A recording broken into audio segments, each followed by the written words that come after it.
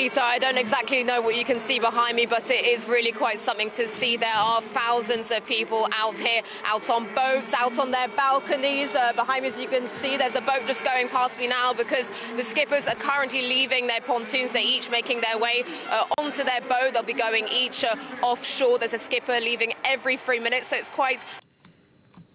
And boy, are they having a send-off. There are people everywhere that I can look from, that I can see. There are people everywhere here to send off the skippers for the 10th edition of the Vendée Globe, the Everest of mares, as it's called, because it is such a test of not just physical endurance but mental endurance, because obviously these sailors will be spending the next 3 months, we'll say, completely alone. This is a solo around the world trip with no assistance. A record 40 skippers taking part in the race this year, 6 women, 11 nationalities. That is a record.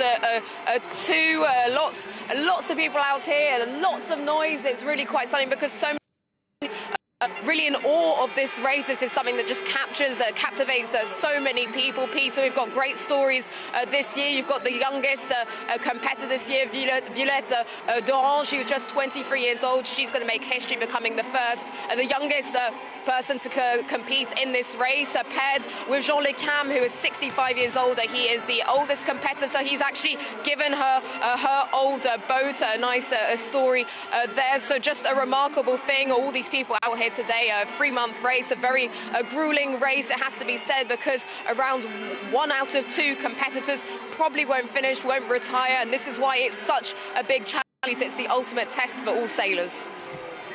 A lot of firsts you're talking about there. There's one first which is the most important. That's who's going to come first.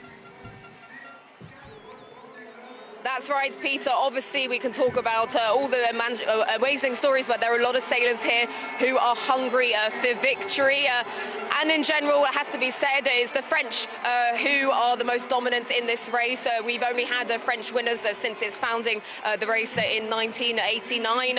Charlie Delard will be fancying his chances. He finished second in 2021. He actually passed across the finish line in first place, but because of time compensation, he didn't end up winning. That was benefited for Yannick Bestevan, who ended up winning the race back in 2021. He is the only former winner who is competing this year, so it's really wide open. There aren't that many people.